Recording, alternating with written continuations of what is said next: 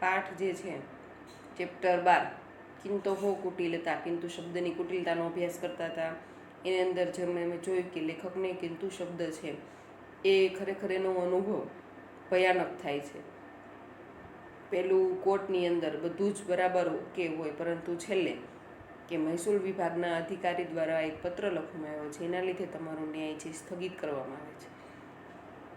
ત્યાર પછી બીજો અનુભવ કે ખરેખર પુસ્તક ખૂબ જ મહેનતથી કરેલું હોય, બધું જ વ્યવસ્થિત હોય, પરંતુ શું કહે છે નેતા મહોદય કે ખરેખર આ પુસ્તક છે એ સંસ્કૃતમાં ન લખીને હિન્દીમાં લખ્યું હોત તો. આ બીજો અનુભવ. ત્યાર પછી ત્રીજો અનુભવ શું થાય છે ડૉક્ટર સાહેબનો, કે લેખક બીમાર પડે છે, ડૉક્ટર સાહેબ પાસે ઘણા સમય એની દવાથી સાજા થાય છે, પરંતુ ખરેખર ભોજન સમારંભમાં જવાનું થાય છે મિત્રને ત્યાં. તે પાછા ડૉક્ટર પાસે જાય છે કે જવાનું છે તો હવે શું. ત્યાં ડૉક્ટર સાહેબ શું કહે છે કે પચવામાં ભારે હોય ને એવો ખોરાક ન લેવો. એટલે લેખક જ્યારે ભોજન સમારંભમાં જાય છે, ખાવાનું પણ મન થાય છે બધું નવું નવું, કારણ કે જ્યાં સમયથી બીમાર હોય તો કંઈ ખાધું ન હોય એટલે. પરંતુ લેખકને યાદ આવે છે કે ડૉક્ટર સાહેબે એમ કીધું હતું કે પચવામાં ભારે હોય એવું કંઈ પણ ખાવું નહીં. તો લેખકને ત્યાં જેટલી વસ્તુ હતી બધી જ એને પચવામાં ભારે લાગે છે, અને છેવટે લેખક ભૂખ્યા ઘરે પાછા આવે છે.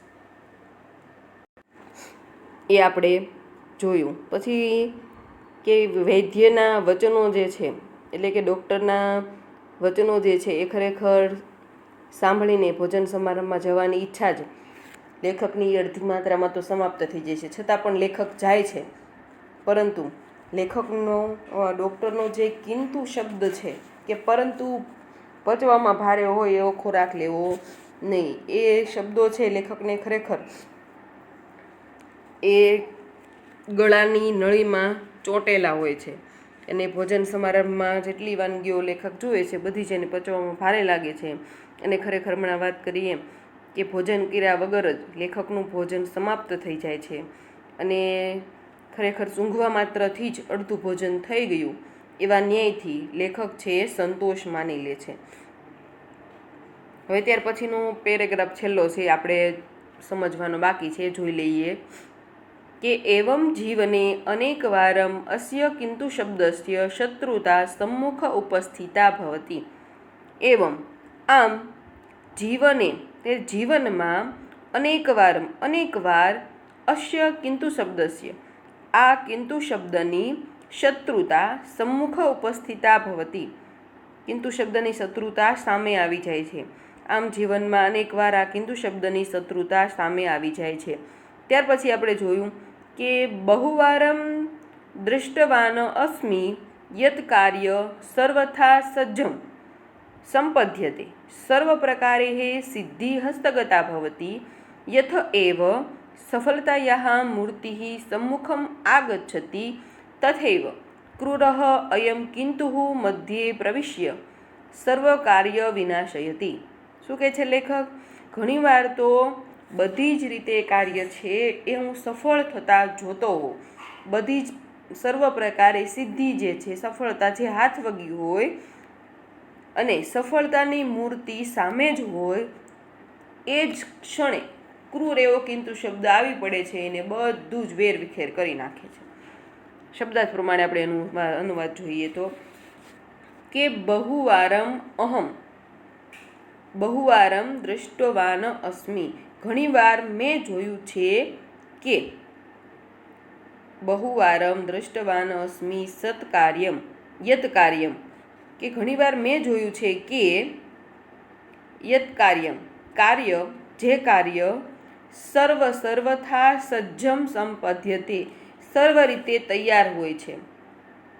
ઘણીવાર મેં જોયું છે કે જે કાર્ય સર્વ રીતે તૈયાર હોય છે, ત્યાર પછી સર્વ પ્રકારે સિદ્ધિ હસ્તગતા ભવતી, સર્વ પ્રકારે સફળતા હાથવગી હોય છે. યથ એવ સફળતાયાઃ મૂર્તિ સમ્મુખમ આગચ્છતિ, જેવી સફળતાની મૂર્તિ સામે આવે છે. તથૈવ ક્રૂરઃ અયમ કિંતુઃ મધ્યે પ્રવિશ્ય, તેવો જ ક્રૂર એવો આ કિંતુ શબ્દ વચમાં પ્રવેશીને સર્વ કાર્ય વિનાશયતિ, બધા જ કાર્યનો વિનાશ કરી નાખે છે, અથવા બધું કાર્ય નષ્ટ કરી નાખે છે. જો ફરીવાર અનુવાદ કહું છું કે આમ જીવનમાં અનેકવાર આ કિંતુ શબ્દની શત્રુતા સામે આવી જાય છે. ઘણીવાર મેં જોયું છે કે જે કાર્ય સર્વ રીતે તૈયાર હોય છે, સર્વ પ્રકારે સફળતા હાથવગી હોય છે, જેવી સફળતાની મૂર્તિ સામે આવે છે તેવો જ ક્રૂર એવો આ કિંતુ શબ્દ વચમાં પ્રવેશીને બધું કાર્ય નષ્ટ કરી નાખે છે. બહુવારમ દ્રષ્ટવાન અસ્મિ, ઘણીવાર હું જોઉં છું કે અથવા ઘણીવાર મેં જોયું છે કે યત કાર્ય સર્વથા સજ્જમ સંપત્તિ, યત કાર્ય એટલે કે જે કાર્ય સર્વ રીતે તૈયાર હોય છે, સર્વ પ્રકારે સિદ્ધિ હસ્તગતા ભવતી, સર્વ પ્રકારે સફળતા, સિદ્ધિ એટલે કે સફળતા હાથવગી થાય છે. ત્યાર પછી કહે છે યથ એવ સફળતાયા મૂર્તિ સમ્મુખ આગચ્છતિ, જેવી સફળતાની મૂર્તિ સામે આવે છે, તથૈવ યથેવ તથૈવ એટલે કે જેવો, જેવી અથવા તેવી, યથ એવ એટલે તેવો જ ક્રૂર એવો, તથૈવ ક્રૂરમ અયમ કિંતુઃ મધ્યે પ્રવિશ્ય, એવો જ ક્રૂર એવો આ કિંતુ શબ્દ વચમાં પ્રવેશીને પછી કે શું કહે છે, સર્વ કાર્ય વિનાશિત, બધું જ કાર્ય નષ્ટ કરી નાખે છે. માનવસ્ય જીવને કિંતોઃ ઇયમ કુટિલતા પ્રાયઃ સર્વત્ર વિરાજતે, મનુષ્યના જીવનમાં, માનવસ્ય જીવને એટલે કે મનુષ્યના જીવનમાં ઇયમ કુટિલતા, આ કિંતોઃ, ઇયમ કિંતોઃ કુટિલતા, આ કિંતુ શબ્દનું કુટિલપણું પ્રાયઃ સર્વત્ર વિરાજતે, મોટે ભાગે બધે શોભે છે. વિરાજતે એટલે શોભે છે. મનુષ્યના જીવનમાં કિંતુ શબ્દનું કુટિલપણું મોટે ભાગે બધે શોભે છે. હજુ આ રીતના આપણે આ પાઠ છે પૂરો કરીએ છીએ. ત્યાર પછી જો તમને નોંધ આપેલી છે 2 માર્કની અંદર પૂછાય અભિયોગ અધિકાર ભુક્તા કિંતુ કુંત, કિંતુ કુંત એટલે કિંતુ શબ્દરૂપી કાંટો, આઘ્રાણે અર્ધભોજનમ, સૂંઘવા માત્રથી અડધું ભોજન થઈ જવું, આ બધું વાંચી લેવાનું છે સરસ મજાનું. ત્યાર પછી જો તમને ખાલી જગ્યા આપેલી છે કે લેખક કિમ આદાય એકસ્ય સાહિત્ય મર્મજ્ઞસ્ય નેતુઃ સમીપમ અગચ્છત, લેખક શું લઈને સાહિત્યના મર્મજ્ઞ જાણનાર નેતા પાસે ગયા, શું લઈને ગયા હતા, તો પુસ્તકમ. ત્યાર પછી બીજું છે ખાલી જગ્યા કે મુખસ્ય કવલમપી કદાચિમ કિમ અવરોધયતી, તો કિંતુ શબ્દ. ત્યાર પછી છે કે ભૂમિ કસ્ય વંશજાનામ અધિકારે વર્તતે, તો લેખસ્ય, લેખકસ્ય. ત્યાર પછી 4 લેખકેન નેતૃમહોદયાય કિમ સમર્પિતમ, લેખકે નેતૃમહોદય સંસ્કૃત પુસ્તકમ. 5મી ખાલી જગ્યા છે કે કસ્ય કુટિલતા પ્રાયઃ સર્વત્ર વિરાજતે, તો શું હશે એની અંદર, કિંતોઃ, કિંતોઃ શબ્દની કુટિલતા છે બધે જ બિરાજે છે. ત્યાર પછી છે કે સંસ્કૃત ભાષામાં ઉત્તર લખો, તો ભૂમેઃ અભિયોગઃ કુત્ર ચલતિ સ્મ, તો ભૂમેઃ અભિયોગઃ ન્યાયાલયે એટલે કે ન્યાયાલયમાં એટલે ન્યાયાલયે ચલતિ સ્મ. બીજો પ્રશ્ન છે મહ્યમ કેન અભયમ દત્તમ, વાક્કીલેન, વકીલે અભય આપ્યો હતો ને, વાક્કીલેન મહ્યમ અભયમ દત્તમ.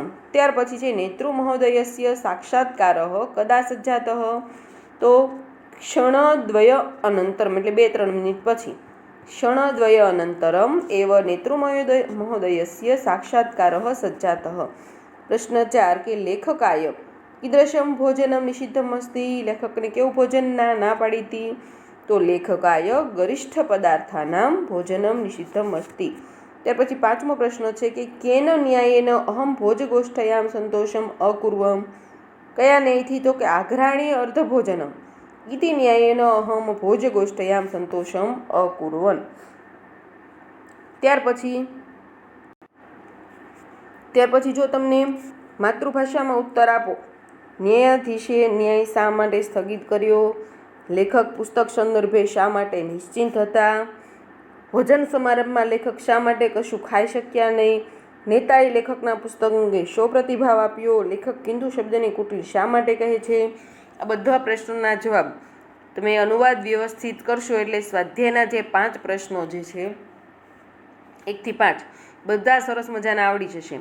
ત્યાર પછી વિવરણાત્મક નોંધ, અભિયોગ કિંતુ કુંતઃ અધિકાર ભુક્તા, એ તમને ઉપર આપેલી જ છે, વાંચી જવાની. પરંતુ પહેલી લીટીમાં શું લખવાનું, કે કિંતોઃ કુટિલતા જે પાઠ જે છે ગદ્ય પાઠ એ ખરેખર કેમાંથી લેવામાં આવેલો છે? કોણ છે એના લેખક? પ્રબંધ પારિજાતઃ નામનો જે નિબંધ સંગ્રહ છે, અને કોનો છે કે રાજસ્થાનના જયપુરના નિવાસી પંડિત મથુરાનાથ જે છે, મથુરાનાથનો નિબંધ સંગ્રહ છે પ્રબંધ પારિજાતઃ, એમાંથી કિંતોઃ કુટિલતા પાઠ છે લેવામાં આવેલો છે. એટલે આ યાદ રાખવાનું, એ પણ તમને એક્ઝામની અંદર પૂછાય. અને આ પહેલી 2 લીટીમાં તમારે તો લખવાનું ફરજિયાત, પણ નીચેના વાક્યો કોણ બોલે છે તમને પણ એ પણ ખબર છે કે અતઃ સંપ્રતિ ન્યાય સ્થગિતઃ, કોણ બોલ્યું? આ ન્યાયાધીશ. પુસ્તકમ તે વસ્તુતઃ એવ અદ્ભુતમ નિર્મિતમ અસ્તિ, એ કોણ કહે છે? નેતા. કિંતુ ગરિષ્ઠ પદાર્થાનામ ભોજનમ નિષિદ્ધમ અસ્તિ, એ વૈદ્ય. આ રીતે આપણે આ 12મો પાઠ છે પૂર્ણ કરીએ છીએ. અને હવે આપણે છે એ જોવાનું છે કવિ ભાસ જે છે, બરાબર, કે જેમ આપણે કાલિદાસ છે, ત્યાર પછી શુદ્રક છે, એવા ઘણા બધા કવિઓ થઈ ગયા સંસ્કૃત સાહિત્યની અંદર. શ્રી હર્ષ છે, શુદ્રક છે, એ બધા એની અલગ અલગ કૃતિઓ છે. એમાં આપણે મહાકવિ ભાસ વિશેની 13 કૃતિઓ જે અભ્યાસક્રમમાં છે 11મા ધોરણની અંદર, કુલ 13 કૃતિઓ છે, પણ વિભાગ પાડીએ તો એના 5 વિભાગ થાય. એમાંની આપણે મહાભારત ઉપર આધારિત જે કૃતિ છે, મહાભારત ઉપર આધારિત 6 કૃતિઓ છે. એમાં પહેલી 2 કૃતિઓ છે દૂત વાક્યમ અને દૂત ઘટોત્કચ, એનો અભ્યાસ આપણે કરી ચૂક્યા છીએ. અને ત્યાર પછી એ આપણી કૃતિ જે છે ઉરુભંગ, કર્ણભાર, એ બધી કૃતિઓ છે એનો અભ્યાસ આપણે કરીએ છીએ. હવે આપણે સંસ્કૃત સાહિત્યની અંદર જે મહાકવિ થઈ ગયા, મહાકવિ ભાસ, એમનો પરિચય મેળવતા હતા. પછી પાછો આપણે પાઠ શરૂ કર્યો હતો કિંતુ, બરાબર, એ પાઠ આપણે પૂર્ણ કર્યો છે. કયો પાઠ પૂર્ણ કર્યો? કિંતોઃ કુટિલતા. ત્યાર પછી મહાકવિ ભાસ વિશેનો પરિચય આપણે કરતા એમાં અધૂરું મૂક્યું હતું, તે પૂર્ણ કરીએ છીએ. મહાકવિ ભાસ છે એમની 13 કૃતિઓ છે આપણે જોઈ હતી, બરાબર. 13 કૃતિઓમાં આપણે મહાભારતના કથાનક ઉપર આધારિત જે કૃતિઓ છે, 6 કૃતિઓ છે કે દૂતવાક્ય, દૂત ઘટોત્કચ, ઉરુભંગ, પંચરાત્ર, કર્ણભાર અને મધ્યમ વ્યાયોગ, એ 6 કૃતિઓ છે. એની અંદર આપણે દૂતવાક્ય અને દૂત ઘટોત્કચ આ બેનો પરિચય મેળવ્યો હતો. ત્યાર પછી ત્રીજી કૃતિ છે જે મહાભારત ઉપર આધારિત છે, ઉરુભંગ. ઉરુ એટલે સાથળ, ભંગ એટલે એનો નાશ. દુર્યોધનના સાથળ પર ગદા મારી અને દુર્યોધનનું મૃત્યુ ઉપજાવે છે એ ભીમ, બરાબર. એના ઉપરથી આખું નાટક છે ઉરુભંગ. એ ખરેખર દુર્યોધનનું મૃત્યુ થાય છે. એટલે ટૂંકમાં મહાભારત જે છે એનો અંત એ આ એકાંકીની અંદર બતાવવામાં આવેલો છે. એકાંકી એટલે 1 દિવસની અંદર ભજવાતું નાટક. હવે જો એની અંદર આપણે વાર્તા એવી છે કે આ એકાંકીમાં ભીમ અને દુર્યોધનનો ગદાયુદ્ધ, એ વાત આખી આવે છે કે ગદાયુદ્ધ બંનેનું થાય છે. અને કથાવસ્તુનો કેન્દ્રમાં છે એ ઉરુભંગ, એટલે કે દુર્યોધનના સાથળ ઉપર ભીમ ગદા મારે છે અને તેનાથી દુર્યોધનનું મૃત્યુ થાય છે. એ ખરેખર આ કથાની અંદર છે. અને તમે જુઓ કે દુર્યોધન છે, તમને આમ તો ઘણાએ વાર્તા સાંભળેલી હશે એટલે ખ્યાલ હશે કે છેલ્લે જ્યારે ઘણા બધા કૌરવોનો નાશ થાય છે, કેટલા કૌરવો હતા? 100. તો એમાં ઘણા બધા કૌરવોનો જ્યારે નાશ થાય છે ત્યારે માતા ગાંધારી છે એ ખૂબ જ ચિંતામાં હોય છે. એટલે એ દુર્યોધનને એ પોતાની સામે નગ્ન અવસ્થામાં આવવાનું કહે છે. કે એની દ્રષ્ટિ છે એ તમને ખ્યાલ જ છે કે ધૃતરાષ્ટ્ર છે એ જન્મથી આંધળો હોય છે. તેના લગ્ન ગાંધારી સાથે થાય છે. ગાંધારી તો દેખતા જ હોય છે, છતાં પણ તે પતિના આંધળાપણું છે તો હું પણ જિંદગીભર એ આંખે પાટો બાંધીને રહીશ, એટલે આંધળી રહીશ એવું કહે છે. તો ગાંધારીને એવું ઈશ્વર દત્ત એની પાસે વરદાન હોય છે કે જ્યારે એની આંખનો પાટો છોડીને જેની સામું જોશે એનું આખું શરીર લોખંડનું થઈ જશે.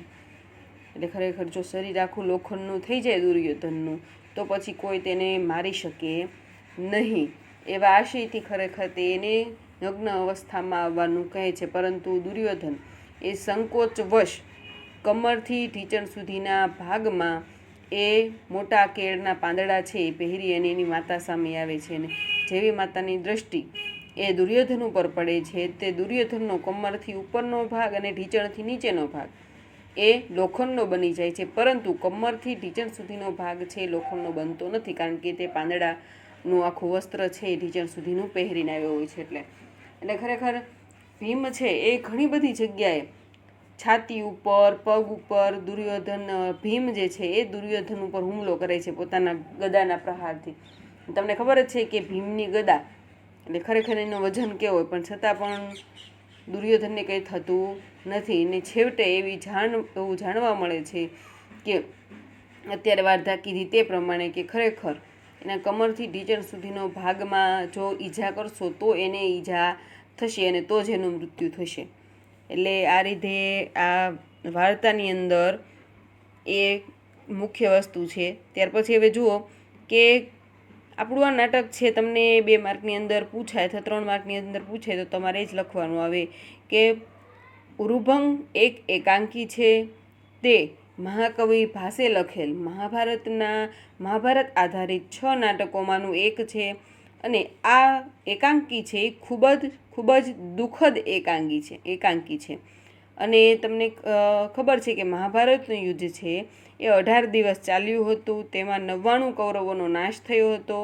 એકમાત્ર દુર્યોધન જીવતો રહ્યો હોય છે છેલ્લા દિવસે. દુર્યોધન અને ભીમ વચ્ચે ગદાયુદ્ધનો પ્રારંભ થાય છે. ભગવાન શ્રી કૃષ્ણ ભીમને દુર્યોધનની સાથળ ઉપર પ્રહાર કરવાનો સંકેત કરે છે. તે મુજબ ભીમ ગદાથી દુર્યોધનની સાથળ પર મરણ જ પામી જાય એવો પ્રહાર કરવાનું કહે છે. અને પ્રહાર કરે છે ભીમ, જેમાં ભીમ ગદાયુદ્ધના નિયમોનું ઉલ્લંઘન કરે છે. દુર્યોધનના ઉરુનો ભંગ થાય છે એટલે એના સાથળ ભાંગી જાય છે અને તે નીચે પડે છે. અંધ રાજા ધૃતરાષ્ટ્ર, આંખે પાટા બાંધેલી રાણી ગાંધારી, દુર્યોધનની પત્નીઓ, દુર્યોધનનો પુત્ર દુર્જય રણભૂમિ પર આવે છે. તેઓ બધા વિલાપ કરે છે. વીર દુર્યોધનના મૃત્યુ સાથે એકાંકી છે એ કરુણાંતિકામાં પરિણમે છે. એટલે ખરેખર એકાંકી છે કેવી છે? કરુણ છે. હમણાં મેં તમને વાત કરી એમ. ઉરુભંગની અંદર મુખ્ય રસ કયો છે? કરુણ રસ છે. રસનો પ્રકારના છે, ખબર છે ને? જે વીર રસના નિરૂપણથી વધુ ગાઢ બને છે. રંગભૂમિ પર નાટકમાં મૃત્યુ બતાવવામાં આવ્યું છે. ભરતના નાટ્યશાસ્ત્રમાં નિયમનું અહીં ઉલ્લંઘન થયું છે. આ નાટક સંસ્કૃત સાહિત્યમાં કરુણાંતિકા ટ્રેજેડીનું વિરલ ઉદાહરણ છે. કુટુંબ સાથેના મિલનનું અહીં હૃદય હચમચાવી મૂકે તેવું નિરૂપણ છે. દુર્યોધનના પાત્રનું આ એકાંકીમાં ઉર્ધ્વીકરણ થયું છે. એટલે કે છેલ્લે જ્યારે મૃત્યુની નજીક જતો હોય ત્યારે ખરેખર એ પોતે સ્વીકારે છે કે મેં ઘણી ભૂલો કરી છે અને મારે આવું ન કરવું જોઈએ ને. એટલે ધીમે ધીમે છે એ ઉર્ધ્વીકરણ જાણે કે થયું હોય દુર્યોધન એવું નાટકની અંદર બતાવવામાં આવેલું છે. આ રીતનું આપણું આખું ત્રીજું નાટક જે છે શું છે? ઉરુભંગમ. ત્યાર પછી ચોથું છે પંચરાત્ર. એ પણ તમને ખ્યાલ જ છે પંચરાત્ર કે 5 રાત્રિઓની અંદર જો પાંડવો છે એ મળી આવશે તો ખરેખર તેમનું રાજ્ય છે પાછું આપવામાં આવશે. હવે જુઓ આની કથા શું છે કે પાંડવો જ્યારે દુર્યોધનની સાથે જુગાર રમ્યા હોય છે ત્યારે તેને 12 વર્ષનો વનવાસ અને 1 વર્ષનો અજ્ઞાતવાસ હોય છે. અજ્ઞાતવાસ જે તમે 9માં કે 10માં પાઠ ભણી ગયા હશો. બૃહન્નલા અને ભીમને, બરાબર, એનો પાઠ જે ભણી ગયા છો તમે, ગોગ્રહણ, ગાયોનું ગ્રહણ. એટલે એ પાઠની અંદર ખરેખર તમને ખ્યાલ જ છે ને. એ પાઠ જે છે ખરેખર એની અજ્ઞાતવાસમાં પાંડવો જ્યારે રહેલા હોય એની પૂર્વ ભૂમિકા છે. તો એમ અહીંયા કહેવામાં આવે છે કે 5 રાત્રિઓની અંદર જો પાંડવો ભાર મળી જશે તો તેને એનું રાજ્ય છે પાછું સોંપવામાં આવશે. હવે જો મહાભારત ઉપર આધારિત આ 3 અંકી નાટક છે, 3 અંકનું છે. દુર્યોધન દ્વારા ગુરુ દ્રોણને 5 રાત્રિઓની મુદત આપવામાં આવે છે કે આ દરમિયાન તેઓ પાંડવો અંગેના સમાચાર લાવશે તો પાંડવોને દુર્યોધન રાજ્યમાંનો એમનો ભાગ અથવા હિસ્સો જે છે એટલે આપશે. એટલે જ નાટકને પંચરાત્ર નામ મળ્યું છે. શરૂઆતમાં દુર્યોધને કરેલા ભવ્ય યજ્ઞની પ્રશંસા છે. દ્રોણ, ગુરુ દ્રોણ દક્ષિણા રૂપે રાજ્યનો અડધો ભાગ પાંડવોને આપવાનું કહે છે. દુર્યોધન પાંચ રાત્રિઓમાં પાંડવોના સમાચાર લાવવાની શરત સાથે આ વાતનો સ્વીકાર કરે છે. હવે જો તમને આ પંચરાત્રનો નાટક જે છે એ આપણે તો એટલું બધું ભણવાનું નથી, માત્ર 2 માર્ક 2 થી 3 માર્કનું ભણવાનું છે. પણ પંચરાત્ર નાટક જે 3 અંકનું છે એટલે ખૂબ જ મોટું નાટક છે. તો નાટક જ્યારે વાંચો ને તે છેલ્લે દુર્યોધન જે છે ખૂબ દાની બનીને સરસ મજાનું પોતાનું રાજ્યમાંથી અમુક હિસ્સો છે પાંડવોને આપી દે છે. એટલે કે ભાસના નાટકોની અંદર તમને એવું જોવા મળશે કે મહાભારતનું યુદ્ધ છે એ થતું જ નથી. બરાબર છે. એટલે એ રીતનું નાટક જે છે એના હોય છે. જો શું કહે છે કે જ્યારે દુર્યોધન છે મોટો હવન કરે છે, યજ્ઞ કરે છે, ત્યારે ગુરુદ્રોણ એને હવન કરાવે છે. દક્ષિણા રૂપે તે જે દુર્યોધન પાસે રાજ્ય છે એમાંથી અડધું રાજ્ય પાંડવોને આપવાનું કહે છે. પણ દુર્યોધન શરત મૂકે છે કે જો 5 રાત્રિઓની અંદર પાંડવોની ભાળ મળી જશે તો હું ખરેખર એમને અડધો ભાગ જમીનનો છે એ આપીશ. એટલા માટે થઈને નાટકનું નામ પડ્યું છે પંચરાત્ર. હવે 5 રાતમાં પાંડવોની માહિતી મળે છે. દુર્યોધન અડધું રાજ્ય પાંડવોને આપવાની દ્રોણની આજ્ઞા સ્વીકારે છે. આ વિગત મૂળ મહાભારતની કથા વસ્તુમાં નથી. તમે જોયું ને કે ઘણા જે મહાભારત જેણે જોઈ છે એને ખ્યાલ હશે કે કૌરવોની અંદર દુર્યોધન છે શું કહે છે કે સોયની અણી જેટલી જમીનનો ટુકડો પણ હું પાંડવોને દેવા તૈયાર નથી, એમ દુર્યોધન કહે છે. અને ભાસનો દુર્યોધન શું કહે છે એ ગુરુદ્રોણની બધી આજ્ઞા માને છે અને અડધું રાજ્ય પણ આપી દે છે. એટલે ખરેખર આ એ કવિની કલ્પના દ્વારા એ કૃતિનું સર્જન કર્યું કહેવાય. આ નાટકમાં દુર્યોધનના પાત્રનું ઉર્ધ્વીકરણ થયું છે. મૂળ મહાભારતમાં યુદ્ધ વગર તસ્સુ ભાર જમીન પણ નહીં આપવાનું કહેનાર દુર્યોધન અહીં ગુરુની આજ્ઞાથી અડધું રાજ્ય આપી દે છે. ભાસની આ રૂપક રચના અત્યંત સુંદર છે કારણ કે એને દુર્યોધનના પાત્રને ઉદાર બતાવ્યો છે. અને મહાભારતની અંદર એ ખરેખર મહાભારતની અંદર એટલો કપટી માણસ હોય છે કે પાંડવોના ભાગની જમીન પણ આપવા તૈયાર નથી ને ગમે તે પ્રકારે પાંડવોને એ મારવા ઈચ્છે છે. ત્યાર પછી 5મું નાટક જે છે કર્ણભાર.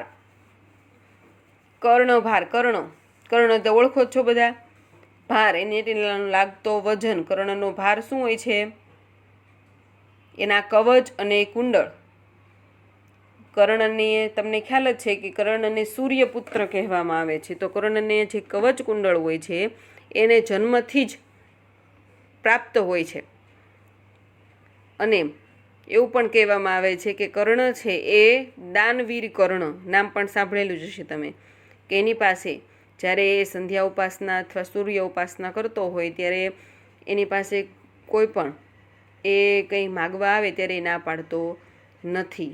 એટલે ખરેખર આ એકાંકી જે છે એનું કથાનક એ કર્ણને કેન્દ્રમાં રાખીને તેની દાનવીરતાને ઉપસાવતું આ સુંદર એકાંકી છે. કર્ણભાર શીર્ષકને જુદી જુદી રીતે પણ સમજી શકાય છે. કેટલાકના મતે તેના કવચ કુંડળ એટલે કે કર્ણનો ભાર બની રહે છે. તો કર્ણને સોંપાયેલી સેનાપતિની જવાબદારીને પણ તેનો ભાર માનવામાં આવે છે. કારણ કે મહાભારતના યુદ્ધની અંદર કર્ણના સેનાપતિ તરીકે એ કર્ણ છે એ હોય છે. એટલે એ જવાબદારીને પણ કર્ણનો ભાર, કર્ણનું મહત્વની જવાબદારી તરીકે વર્ણવવામાં આવેલું છે. ત્યાં તમને 2 નોંધ યાદ રાખવાની કે કર્ણભાર છે એ નાટકની અંદર ખરેખર કવચકુંડળ એ કર્ણનો ભાર એ પણ સમજી શકાય. અને બીજી રીતે સમજવું હોય તો કર્ણને મહાભારતના યુદ્ધમાં કૌરવોના સેનાપતિની જવાબદારી સોંપવામાં આવે એ પણ એનો ભાર છે એ માનવામાં આવે છે. હવે ત્યાર પછી જુઓ કે તમને ખ્યાલ જ છે કે કર્ણ છે એ ખરેખર તો કુંતી પુત્ર છે અને પાંડવોનો મોટો ભાઈ છે. તો ભગવાન શ્રી કૃષ્ણ પણ એ કર્ણને સમજાવે છે કે ખરેખર તારા સગા ભાઈઓ છે પાંડવો, એનો તારે સાથ આપવો જોઈએ, કૌરવોનો સાથ આપવો જોઈએ નહીં, દુર્યોધનનો સાથ આપવો જોઈએ નહીં. પરંતુ કર્ણ કહે છે કે મારે જ્યારે જરૂર હતી ત્યારે મને દુર્યોધને મદદ કરી છે, તો ખરેખર હું અત્યારે દુર્યોધનની મારી જરૂર છે તો હું એને સાથ છોડી શકું નહીં, કારણ કે મિત્ર ધર્મ છે એણે નિભાવ્યો, તો હવે મારો વારો છે મિત્ર ધર્મ નિભાવવાનો. એટલે ખરેખર આવી વાત છે ખૂબ મહત્ત્વની છે. તો બધાને ખ્યાલ જ છે કે કર્ણ પાસે જ્યાં સુધી એના કવચ અને કુંડળ હશે ત્યાં સુધી એને કોઈ મારી શકશે નહીં, કારણ કે કર્ણને એને જન્મથી જ કવચ અને કુંડળ બંને મળેલા છે, તો ત્યાં સુધી એનું મૃત્યુ પણ નિશ્ચિત નથી. અને કર્ણ છે એણે કોની પાસેથી વિદ્યા લીધી હતી? પરશુરામ પાસેથી. જે પિતામહ ભીષ્મ છે, જે પિતામહ ભીષ્મે પણ પરશુરામ પાસેથી વિદ્યા શીખ્યા હતા, અને એ કર્ણ છે એ પણ પરશુરામ પાસેથી વિદ્યા શીખ્યો છે. અને કર્ણ છે એ હું બ્રાહ્મણ છું એમ કહીને પરશુરામ પાસે વિદ્યા શીખ્યા હતા. પરંતુ તમને ખ્યાલ જ છે કે એક દિવસ પરશુરામ છે એ કર્ણના ખોળામાં માથું રાખીને સૂતા હોય, તે જ વખતે એક ભમરો એ કર્ણના સાથળ ઉપર ખરેખરો ઊંડો ઘા આપે છે, છતાં પણ કર્ણ છે એ જરાકે પણ ચલિત થતો નથી કે ભમરાને આઘો કરતો નથી, કારણ કે એને એવું છે કે હું ભમરાને આઘો કરીશ તો મારા ગુરુજી છે એની નિંદરમાં ખલેલ પડશે. પરંતુ જ્યારે રુધિર એટલે લોહી ધીમે ધીમે સાથળમાંથી નીકળી અને પરશુરામના ગાલ પર આવે છે, ત્યારે એમને આભાસ થાય છે કે ખરેખર કંઈક બન્યું છે. અને એવો જ્યારે જુએ છે ત્યારે ખ્યાલ આવે છે કે આ તો એ કર્ણના સાથળ પર આ ભમરાએ જે ઘા આપ્યો છે એનાથી લોહી નીકળેલું છે. અને ત્યારે ખરેખર પરશુરામ છે ગુસ્સે થાય છે અને કહે છે કે બ્રાહ્મણના દીકરાની અંદર આટલી સહનશીલતા છે હોય નહીં. તું ભલે કદાચ એ તારા કર્મથી બ્રાહ્મણ હોઈશ, પણ જન્મથી તું ક્ષત્રિય છે. પછી સાચી ઓળખાણ થાય છે અને પરશુરામ છે એ ખરેખર એને શાપ આપે બેસે છે કે મારી પાસેથી જેટલી વિદ્યાઓ તું શીખેલો છો એ વિદ્યાઓ છે ખરા સમયે, જ્યારે તે અણીનો સમય હશે કટોકટીનો, ત્યારે જ એ વિદ્યાઓ છે નાશ પામશે અને તારું મૃત્યુ થશે. એટલે આ બાબત પણ આપણે નાટક જે છે કર્ણભાર એની અંદર ખૂબ જ મહત્ત્વની છે. અને બીજું કે ભગવાન શ્રી કૃષ્ણએ કર્ણને ઘણું સમજાવ્યું, પરંતુ એ માનવા તૈયાર નથી. એ કર્ણ છે એ અર્જુન જેટલો જ બાણાવાળી હોય છે અને ભીષ્મ જેટલો જ એ ધનુર્ધારી હોય છે. એ શસ્ત્રવિદ્યાની અંદર ભીષ્મ પિતામહ જેટલો જ પારંગત હોય છે. એટલે ખરેખર જ્યાં સુધી કર્ણ જેવો મહાબળી જીવતો છે ત્યાં સુધી દુર્યોધનના પક્ષે યુદ્ધ છે હજી વધારે મજબૂત છે, એનો વિજય મજબૂત છે. એટલે ગમે તેમ કરીને કર્ણને મારવો જોઈએ. એમાં સૌ પ્રથમ તેના કવચ કુંડળ છે એ ગમે તેમ કરીને તેની પાસેથી લેવા. એટલે હવે જુઓ, પાંડવો જે છે એ ઇન્દ્રને મનાવે છે અને ઇન્દ્રને કહે છે કે તું બ્રાહ્મણના વેશમાં, શું કહે છે અહીંયા જુઓ કે ઇન્દ્ર છે એ બ્રાહ્મણના વેશમાં કર્ણ પાસે આવે છે અને ત્યાર પછી એની પાસે જઈ અને ખરેખર કર્ણના કવચ અને કુંડળ એ માગી લે છે. એ બ્રાહ્મણ સ્વરૂપે આવેલો હોય છે ઇન્દ્ર, ઘણું બધું માગે છે. એટલે ટૂંકમાં કે કર્ણ ઘણું બધું એને આપવા માટે તૈયાર થઈ જાય છે કે હાથી, ઘોડા, સૈનિકો જે જોઈએ તે. પરંતુ બ્રાહ્મણ રૂપે આવેલો જે ઇન્દ્ર છે ખરેખર સોનું, ચાંદી, ગાય, ઘોડા કોઈ પણ વસ્તુ દાનમાં લેવા તૈયાર છે નહીં. અને માત્ર તે શું કહે છે કે જન્મજાત તારા શરીર ઉપર જે કવચ અને કુંડળ છે એ જ મારે જોઈએ. ખરેખર પછી બ્રાહ્મણના વેશમાં રહેલો ઇન્દ્ર છે એને ઓળખી જાય છે કર્ણ, પરંતુ ખરેખર એ બ્રાહ્મણના વેશમાં છે એની પાસે માગે છે અને માગનારને ના કહેવી એ કર્ણના સ્વભાવમાં નથી. એટલે ખરેખર એ જન્મથી પ્રાપ્ત એવા કવચ અને કુંડળનું દાન કરી દે છે. અને ત્યાર પછી જુઓ કે પશ્ચાતાપ દગ્ધ ઇન્દ્ર દેવદૂત દ્વારા વિમલા નામની શક્તિ મોકલે છે અને પાંડવોમાંથી કોઈ પણ એક પુરુષનો વધ આ શક્તિ દ્વારા કર્ણ કરી શકે છે. આટલું થયા પછી પણ કર્ણ હાર માનતો નથી, પણ યુદ્ધ માટે તૈયાર થાય છે. શું કહે છે? પશ્ચાતાપ દગ્ધ ઇન્દ્ર. એટલે કે કર્ણને ખબર છે કે આ ઇન્દ્ર છે એને પાંડવોએ મોકલ્યો છે છતાં પણ એ પોતે દાન આપે છે કવચ કુંડળનું.